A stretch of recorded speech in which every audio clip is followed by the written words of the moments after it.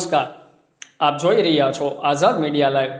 આજ રોજ જનસેવા charitable trust Padra દ્વારા દિવાળીના તહેવાર નિમિત્તે ગરીબ વિધવા અને બેસહારા લોકોને 300 થી વધુ અનાજ કીટનું વિતરણ કરવામાં આવ્યું હતું, જેમાં કાર્યક્રમમાં અતિથિ વિશેષ તરીકે વડોદરાથી તરલિકાબેન રાજ અને પ્રમુખ શ્રી જતીનભાઈ તથા એમની ટીમ હાજર રહી કાર્યક્રમને સુંદર રીતે પૂર્ણ કરવામાં આવ્યું હતું।